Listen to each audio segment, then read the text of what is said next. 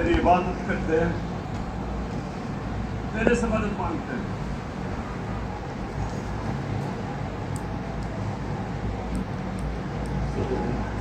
बहुत शुक्रिया, बहुत शुक्रिया, बहुत शुक्रिया। लाहौर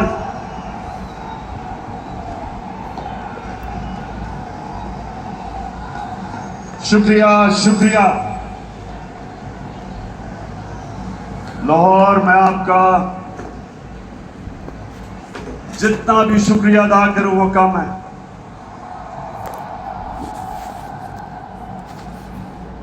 मुझे पता था कि आप मुझे मायूस नहीं करेंगे।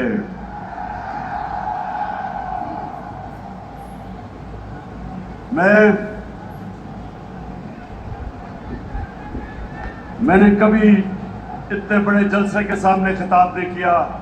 आप सबका शुक्रिया। माशाअल्लाह, अल्लाह का भी शुक्र अदा करता हूं कि उसने आपके दिल में वो शऊर डाला,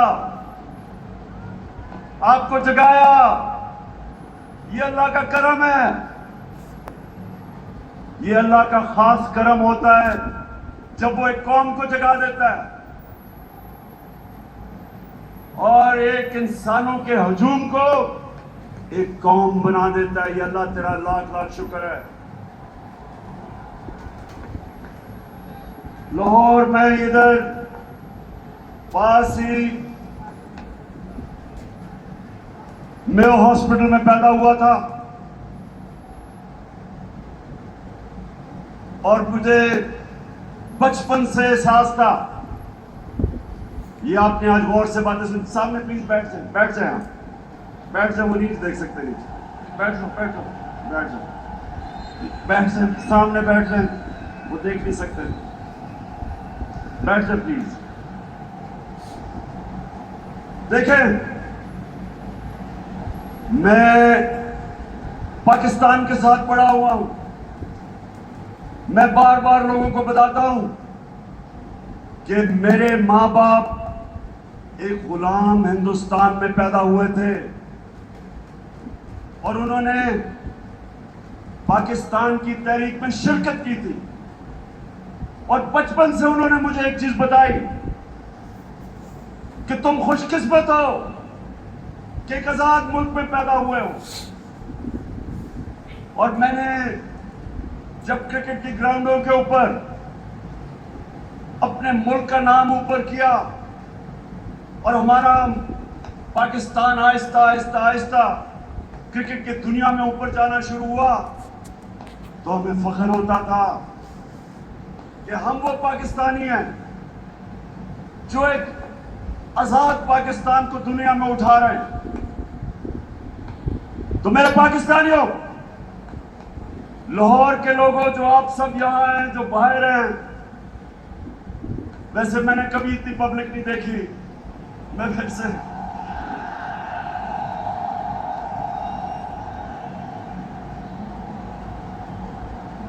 आप जितने भी लोग आज मेरी बात सुन रहे हैं, बड़े गौर से आज मेरी, क्योंकि मैंने आज आपको लाएमल देना है कि हमने ये ना गुलामी कबूल करनी है, ना ये इंपोर्टेड हुकूमत कबूल करनी है। और ये अब आपको पता चला है कि सिलेक्टेड हुकूमत क्या होती है, जो बाहर से सिलेक्ट होके लोगों के ऊपर मुसल्लत की जाती है। ये होती है सिलेक्टेड हुकूमत, जो डरती है इलेक्शन से, जो साजिशों से, जो पैसे लगा के, जमीन खरीद के, बाहर जो साम्राज्य उनकी जूते जो पॉलिश करके जो आज ऊपर हमारे मुल्क पे मसल्लत की गई। तो मैं आज आपको लाएमल दूंगा कि मैं किसी सूरत इस हुकूमत को कबूल नहीं करूंगा। मैं इन गुलामों को और पाकिस्तान के करप्ट तरीन लोगों को मैं कभी कबूल नहीं करूंगा। और मैं अभी आपको लाएमल देता हूं, लेकिन उससे पहले یہ سازش کیوں ہوئی؟ میرے لاہور کے لوگوں ذرا تھوڑا سا صبر سے سنیں، یہ سازش ہوئی کیوں؟ میں جب سے وزیر اعظم بنا میری سب سے بڑی کوشش یہ تھی کہ ہماری آزاد فورن پالیسی بنے۔ آزاد فورن پالیسی کا مطلب یہ کہ ہم جو بھی فیصلے کریں اپنے لوگوں کے مفادات کے لیے کریں۔ میں اپنے لوگوں کو کسی بیرونی ملک کی ان کے مفادات کے لیے قربان نہ کروں، میرے فیصلے میری قوم کے لیے ہوں۔ یہ وہ لوگ جو عادی ہوئے تھے پاکستانیوں کو حکم دیتے تھے، دھمکیاں دیتے تھے، ایک ہی ٹیلی فون پہ ساری باتیں منوا لیتے تھے، ان کو یہ چیز پسند نہیں آئی۔ میں نے یہ بھی فیصلہ کیا جس دن میں وزیر اعظم بنا کہ میں ہر انٹرنیشنل فورم میں ایک بات اٹھاؤں گا کہ اسلاموفوبیا اور ہمارے نبی صلی اللہ علیہ وسلم کی شان میں گستاخی کرتے تھے۔ میں نے فیصلہ کیا تھا کہ یونائٹڈ نیشنز میں اٹھاؤں گا، OIC میں اٹھاؤں گا، ہر فورم پہ اٹھاؤں گا، کیونکہ ہمارے مسلمانوں کو 1.5 ارب مسلمانوں کو یہ تکلیف دیتے تھے، وہ بھی پسند نہیں آئی، وہ باہر کے لوگوں کو پسند نہیں آئی۔ اور تیسری چیز ان کو کیا نہیں پسند آئی؟ جتنی بھی فورن پالیسی تھی، چائنا سے، رشیا سے، مسلمان ممالک سے، میری سب سے بڑی کوشش یہ ہوتی تھی کہ میری قوم کو کس میں فائدہ۔ میں نے کبھی بھی کسی سے ڈکٹیشن نہیں لیا اور نہ میں نے کبھی لینا تھا۔ حکم کیا کہ روس کیوں چلے گئے، حکم آیا باہر سے کہ آپ روس کیوں گئے۔ میں روس اس لیے گیا، ایک پاکستان میں گیس ختم ہو رہی ہے، ہم نے اسے گیس کا کانٹریکٹ کرنا تھا، لیکن 2 اور چیزیں، روس ہمیں تیل 30% کم قیمت پہ دے رہا تھا،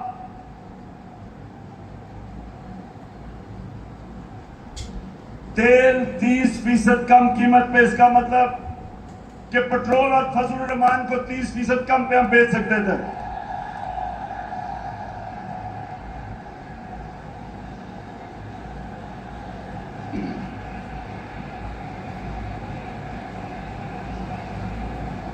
اس کے علاوہ ہمیں 20 لاکھ ٹن گندم امپورٹ کرنی تھی روس سے، وہ بھی ہمیں 30% کم قیمت پہ دے رہے تھے۔ میں اس لیے گیا تھا کہ میرے لوگوں کو فائدہ تھا، میری عوام کو فائدہ تھا، میں مہنگائی کم کر سکتا تھا۔ اور یہ دیکھیں کہ ہندوستان جو امریکہ کا قریبی الائی ہے، اسٹریٹجک الائی ہے، وہ تیل منگوا رہا ہے روس سے۔ اس کو امریکہ نے کہا کہ نہ تیل خریدو، اس نے آگے سے سیدھا جواب دیا امریکہ کو کہ ہم اپنے لوگوں کے مفادات کے لیے فیصلے کرتے ہیں۔ یعنی کہ ہندوستان کی فورن پالیسی ان کے لوگوں کے مفادات کے لیے، اور ہماری فورن پالیسی کسی اور قوم کی مفادات کے لیے۔ یہ بھی پسند نہیں آئی بات، چائنا سے تعلقات وہ بھی پسند نہیں آئے، تو تب باہر سے سازش ہونی شروع ہوئی۔ لیکن یہ یاد رکھیں کہ سازش کبھی مکمل نہیں ہو سکتی جب تک اندر ملک کے میر جعفر اور میر صادق نہ بیٹھے ہوں۔ میر جعفر وہ غدار تھا جس نے انگریزوں کے ساتھ مل کے مسلمانوں کی حکومت، سراج الدولہ کی حکومت کرائی۔ ذاتی مفادات کے، اور میر صادق وہ تھا نظام حیدرآباد کے ساتھ مل کے، انگریزوں کے ساتھ مل کے ٹیپو سلطان کو انہوں نے ہروایا. یہاں بھی میر صادق اور میر جعفر بیٹھے ہوئے تھے جنہوں نے باہر کی سازش میں پورا حصہ لیا.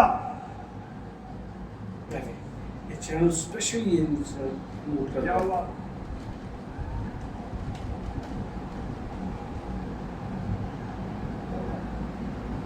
اچھا سنا ذرا، ہو جائے گا ٹھیک. تو یہ سازش باہر سے ہوئی، اندر میر جعفر اور میر صادق بیٹھے تھے، اندر 3 اسٹوڈنٹس بیٹھے ہوئے تھے، انہوں نے ان کے ساتھ ملے، اور بھی اس کے اندر لوگ ملوث تھے. اور تاریخ ان ساروں کو کسی کو معاف نہیں کرے گی جنہوں نے مل کے ایک حکومت کو کب گرایا. میرے پاکستانیوں یہ سنیں، ہماری حکومت کو تب گرایا جب ہماری حکومت کی، اور میں چیلنج کرتا ہوں، سب سے بہترین پاکستان کی پرفارمنس تحریک انصاف کی حکومت کی تھی. ہماری اکانومی صحیح طرف جا رہی تھی، 5.6% پہ ہماری اکانومی بڑھ رہی تھی. نہ نون لیگ نے اس کا کبھی مقابلہ کیا، نہ پیپلز پارٹی نے کیا. ہماری ایکسپورٹس ریکارڈ پہ تھی. کبھی پاکستان کی تاریخ میں 32 ارب ڈالر کی ایکسپورٹس نہیں ہوئی. کبھی پاکستان میں اتنے باہر سے ڈالرز نہیں آئے. 31 ارب ڈالر ریمیٹنسز بیرون ملک پاکستانیوں نے ہمیں بھیجی. 31 ارب ڈالر. ہم جب حکومت میں آئے تھے 19 ارب ڈالر تھی. اور پہ سب سے زیادہ پیسہ ہم نے اکٹھا کیا ٹیکس میں، 6,000 ارب ڈالر سے اوپر. یہ بھی پاکستان کی تاریخ کا ریکارڈ تھا. ہم نے سب سے سارے بر صغیر میں جس ملک میں سب سے کم بے روزگاری تھی وہ پاکستان تھا. سب کو پیچھے چھوڑ گیا ہوں. اور یہ کب؟ جب کرونا وائرس نے دنیا میں تباہی مچائی ہوئی تھی. پاکستان وہ ملک ہے جس کی دنیا نے مثال دی کہ اس ملک جس نے سب سے بہتر کرونا وائرس کو ہینڈل کیا، اپنے لوگ بھی بچائے، اپنے غریب بھی بچائے، اپنی اکانومی بھی بچائی.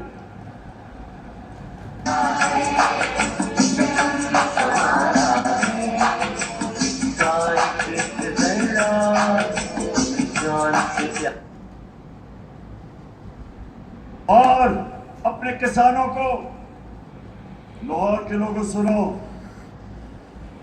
ہم نے اپنے کسانوں کو کیسے فائدہ پہنچایا.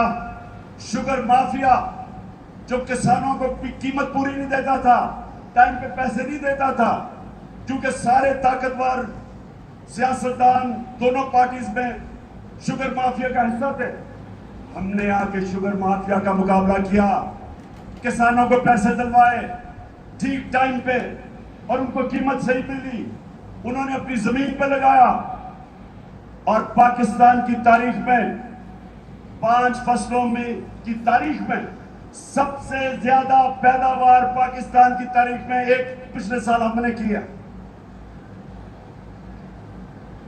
گندم کی ریکارڈ پیداوار، گنے کی ریکارڈ پیداوار، مکئی کی ریکارڈ پیداوار، آلو کی ریکارڈ پیداوار، چاول کی ریکارڈ پیداوار. یہ ہمارے دور میں ہوا. جب دنیا کہہ رہی تھی کہ پاکستان کی اکانومی صحیح راستے پہ نکل گئی ہے، اور جس IMF کی غلامی سے آزاد ہونے جا رہی تھی، تب انہوں نے ہماری حکومت کو سازش کر کے گرایا. پہلے حکومتیں کرتی تھی، 2 دفعہ بے نظیر کی حکومت گری، 2 دفعہ نواز شریف کی 90 کی دہائی میں. جب گری کرپشن پہ گری. میں چیلنج کرتا ہوں، بتائیں کہ کیا عمران خان نے کوئی لندن میں فلیٹ لیے، کوئی فیکٹریاں لگائی؟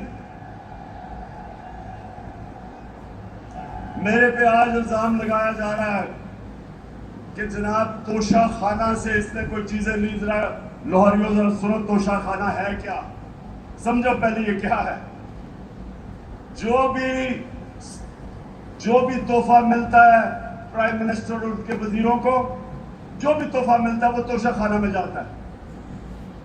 ان کے زمانے میں جب توشہ خانہ میں پریزنٹ جاتا تھا تو یہ 15% پیسے دے کے جو حکومت کو جاتی تھی وہ خرید سکتے تھے. ہم آئے, ہم نے 50% رکھا, 50% حکومت کو جاتا تھا اور جو بھی ہم خریدنا چاہیں ہم خرید سکتے تھے. جو بھی میں نے خریدی سب ریکارڈ کے اوپر ہے, سب قانون کے اندر ہے. اور آج میں آپ سب کو یہ بھی بتا دوں کہ میں نے ان پیسوں سے جو میرے گھر کے نیچے سڑکیں جو عام لوگوں کو بھی فائدہ پہنچاتی تھی وہ توشہ خانہ کے پیسے سے سڑک ٹھیک کی, حکومت کا پیسہ نہیں لیا. میرا جو گھر ہے میں قانون کے مطابق اس کو کیمپ آفس بنا کے سارے خرچے حکومت دیتی ہے, یعنی آپ دیتے ہیں ٹیکس, آپ ٹیکس پیئر اس کا پیسہ سارا دیتا ہے. میں اپنے خرچے دیتا ہوں. میں کوئی نہ لاہور کا گھر نہ وہاں کیمپ آفس نہیں کیا, اپنے پیسے سے وہ چلایا. جو دیوار نیچے بنانی تھی سیکیورٹی فینس, گورنمنٹ سے پیسے نہیں لیے. اپنا آفس چلایا, گورنمنٹ سے پیسے نہیں لیے. اور یہ لوگ جو آج پروپیگنڈا کر رہے ہیں, میں چیلنج کرتا ہوں کہ تمہارے میں چیلنج کرتا ہوں کہ کبھی پاکستان کی تاریخ میں کسی پرائم منسٹر نے اپنے اوپر اتنا کم پیسہ خرچ نہیں کیا جو میں نے کیا. چیلنج کرتا ہوں. وہ چلی ہے اب تحریک کہ ہوگا ٹھیک پیارا پاکستان. صحیح ہے.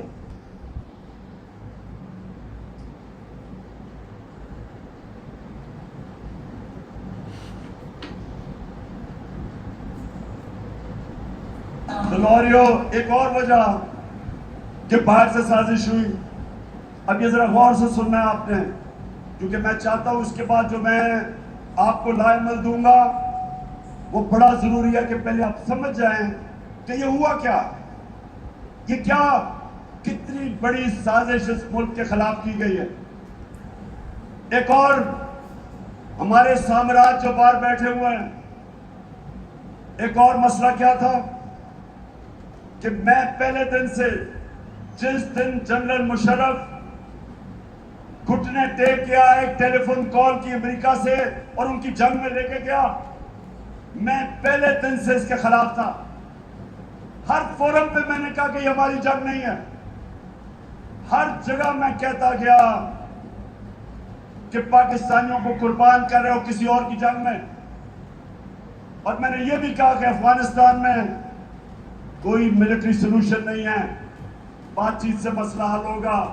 مجھے برا بھلا کہا گیا, طالبان خان کہا گیا, مجھے کہا میں دہشت گردوں کے ساتھ ہوں, میری پوری کیریکٹر اسیسینیشن ہوئی.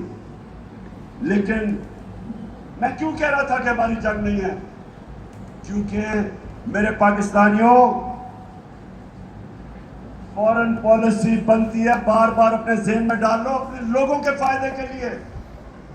کون سا ملک اپنے آپ کو کسی اور ملک کے لیے قربان کرتا ہے؟ 80,000 ہمارے لوگ شہید ہوئے, 6,500 ہمارے فوج کے نوجوان شہید ہوئے, ہمارا قبائلی علاقہ اجڑ گیا, 100 ارب ڈالر سے زیادہ ملک کو نقصان ہوا.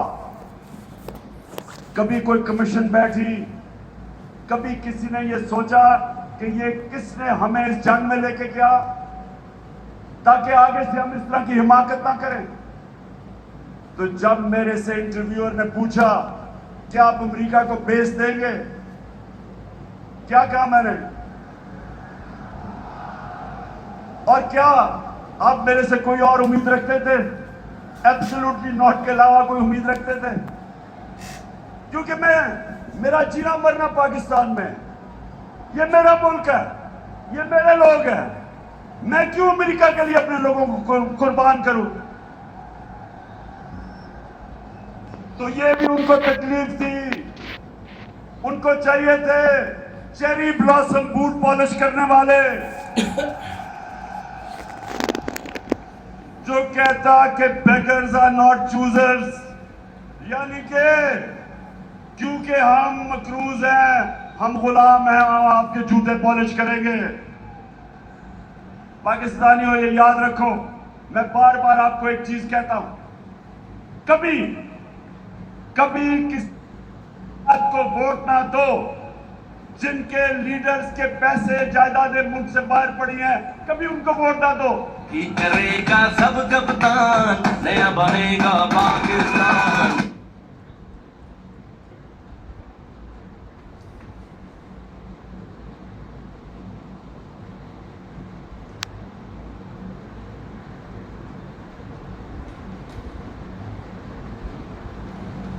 کیونکہ جدھر ان کے پیسے باہر پڑے ہیں، ان کی جائیدادیں باہر پڑی ہیں، ان کی پراپرٹیز باہر ہیں، ان کے آف شور اکاؤنٹس باہر ہیں، یہ یاد رکھیں، یہ کبھی سامراج کا پریشر برداشت نہیں کر سکتے۔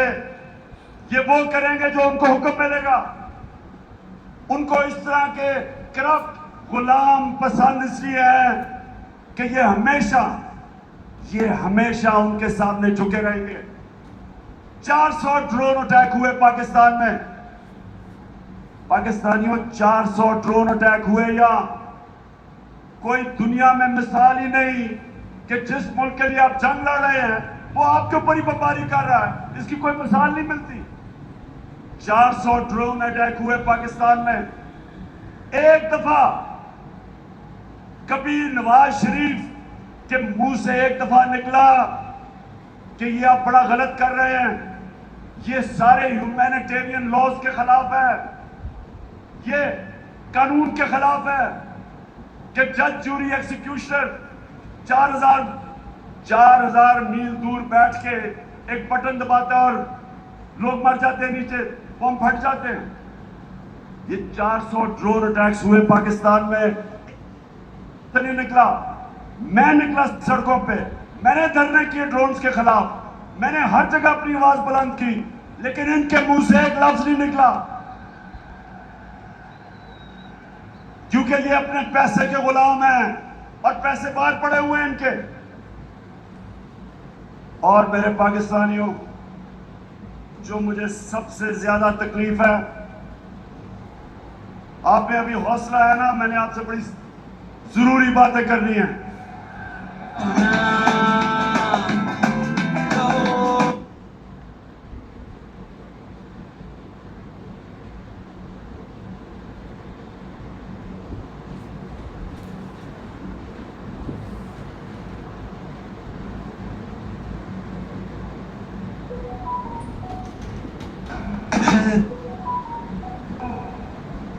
ہوا کیا؟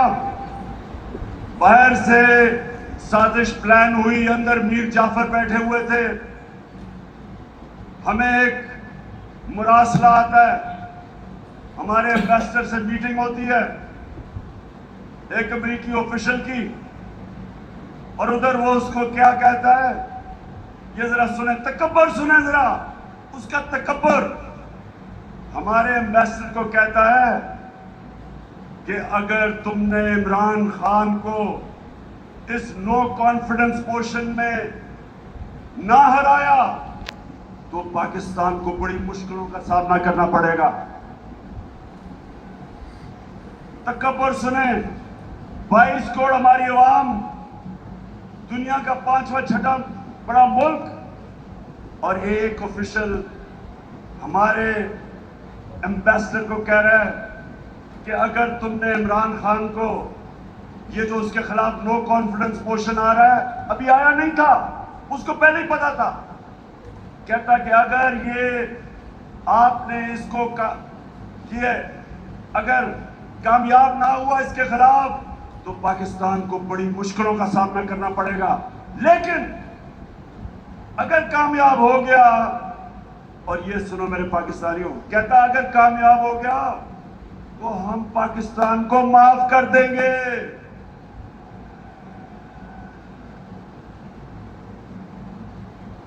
ہم نے کیا جرم کیا کہ وہ ہمیں معاف کر دے گا؟ کہ کیا یہ جرات کی کہ روس چلا گیا اپنے ملک کی خاطر، یا یہ کہا کہ ہم آپ کو بیس نہیں دیں گے؟ تو میرے لاہور کے لوگوں، یہ یاد رکھو کہ ان کو یہ کدھر سے غلط عادتیں پڑی. ہندوستان کو کیوں نہیں یہ کہتے؟ ان کی جرأت ہے ہندوستان کے پرائم منسٹر کو ہم، اچھا پرائم منسٹر میں ہوں، یہ سنا ذرا، چیف ایگزیکٹو پاکستان کا میں ہوں، اور میسج کس کو دے رہے ہیں؟ کس کو کہہ رہے ہیں کس کو ہٹا دو؟ بتائیں کس کو کہہ رہے ہیں؟ پرائم منسٹر تو میں تھا. تو میرے پاکستانیوں ذرا غور سے سنیں یہ سازش پھر کیا ہوتا ہے. ایک دم اگلے دن عدم اعتماد کی وہ آتی ہے تحریک، وہ ٹیبل کرتے ہیں اسمبلی میں، اور ہمارے جناب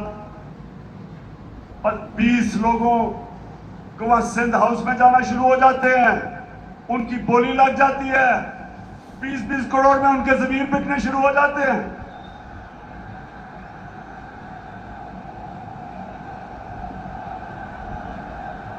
میں تو دیکھوں گا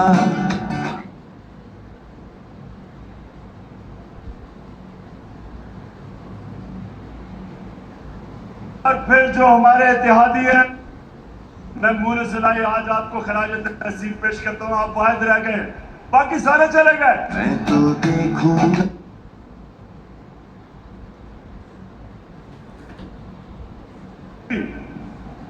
بولیاں لگی جیسے بقرہ عید پہ بکرے بکتے ہیں.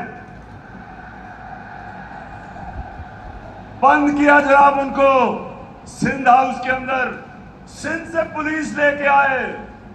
سوچیں یہ پاکستان میں ہو رہا ہے. میں اپنی آج بڑے ادب سے میں اپنی عدالتوں سے پوچھتا ہوں کہ کیا یہ آئین کے خلاف نہیں ہے، یہ قانون کے خلاف نہیں ہے کہ بک رہے ہیں بکروں کی طرح؟ عوام سے ووٹ لے کے آئے ہمارے ٹکٹ پہ، اور وہاں جا کے ان کی بولیاں لگ گئی. یعنی یہ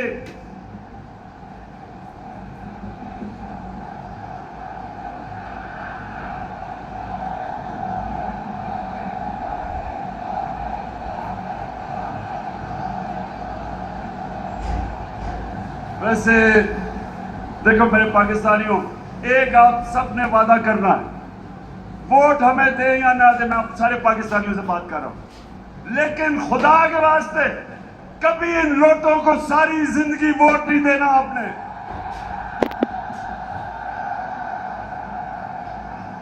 ضمیر فروشوں کو، جن کا نہ کوئی دین ہے نہ ایمان ہے نہ ان میں شرم ہے، کہ ساری زندگی ان کے بچوں کے اوپر دھبا لگے گا کہ یہ ہیں وہ لوگ جنہوں نے اپنے آپ کو بیچا، اپنے ضمیروں کو بیچا.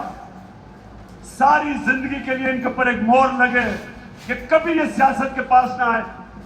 جن جن حلقوں میں یہ جائیں گے، میری قوم پاکستانیوں، اگر آپ نے ان کو کسی بھی حلقے میں جیتنے دیا، آپ اس ملک سے غداری کریں گے.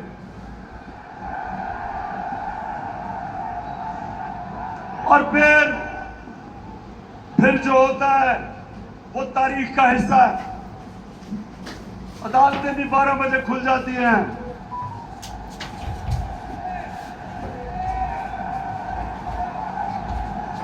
میرے یہاں دونوں سپیکر بیٹھے ہوئے ہیں، ایکس سپیکر اسد کیسر اور قاسم سوری، دونوں ہیرو ہیں.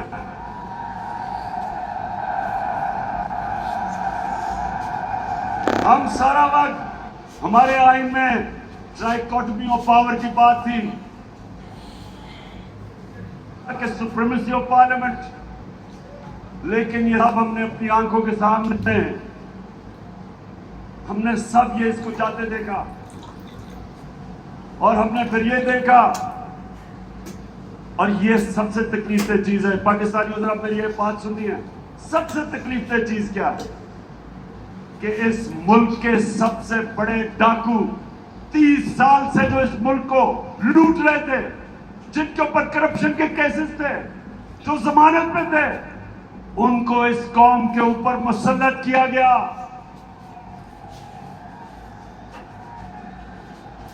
پاکستانیوں، میں میرے سے بہتر شاید کوئی بھی پاکستان کی سیاست میں نہ امریکنوں کو جانتا ہے نہ یورپینز کو جانتا ہے جو میں جانتا ہوں.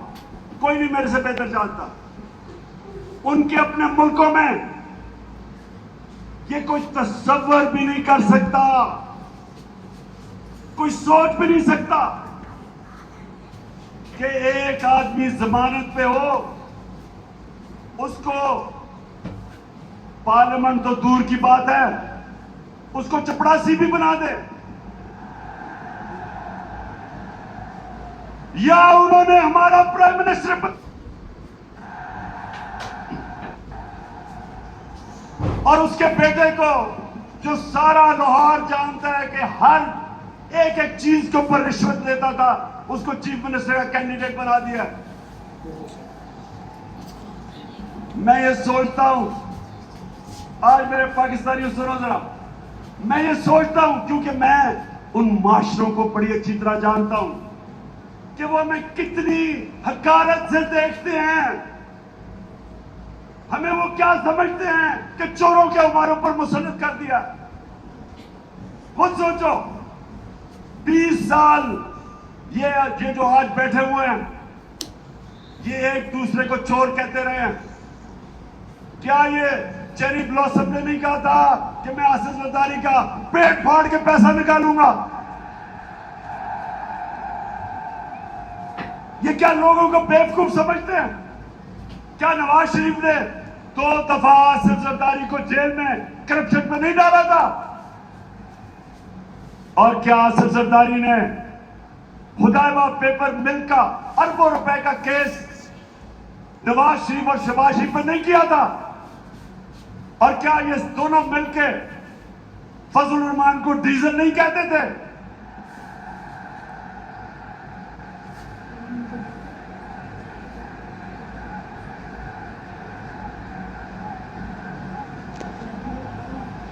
اس سے زیادہ آپ ایک ملک کے اوپر کیا ظلم کر سکتے ہیں کہ یہ 3 اسٹوجز کو، یہ ملک کے مانا ڈاکوؤں کو ملک کے اوپر مسلط کریں.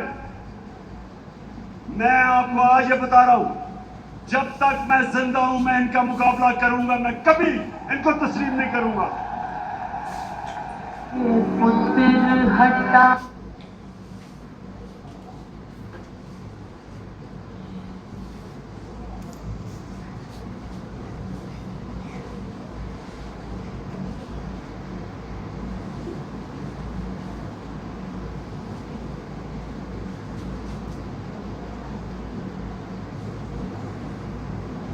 پاکستانیوں، اب یہ ذرا میری بات سنیں.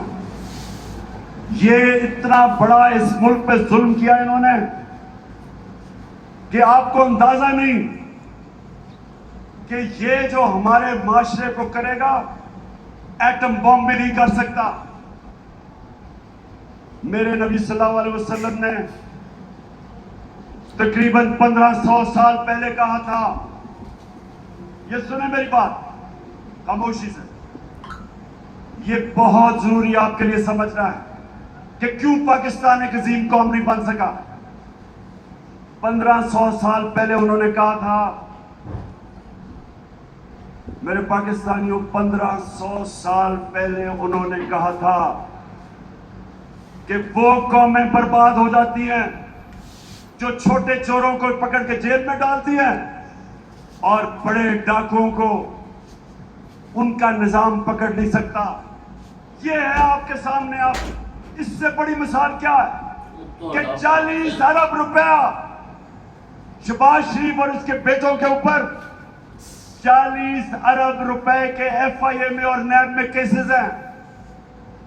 ایف آئی اے کے 16 ارب روپے اس کے نوکروں کے نام پہ ایف آئی اے نے پکڑے ہیں اور اس آدمی کو پرائم منسٹر بنا دیا.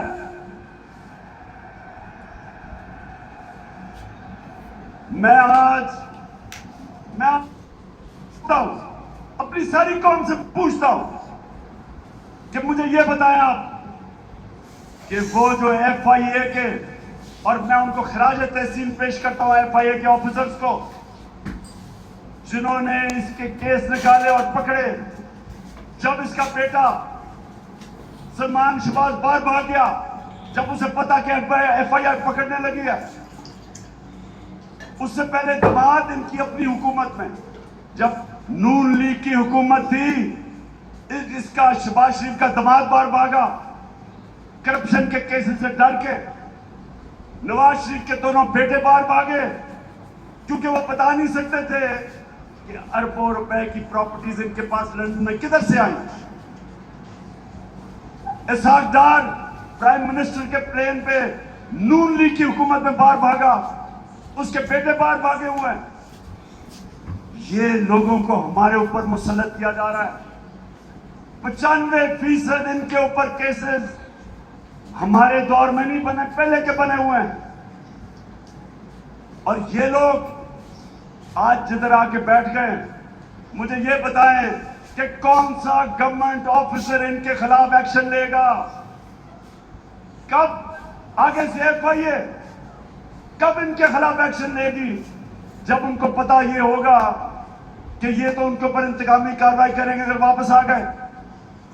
اب سوچیں، کہیں دنیا میں ہوتا ہے کہ وہ FIA جس نے اس کے اوپر کیسز نکالے ہیں یہ اسی کے اوپر آگے بیٹھ گیا اور سب سے پہلے اس نے اس دلیر ذہین آفیسر کو فارغ کیا جس نے اس کے کیسز پکڑے تھے.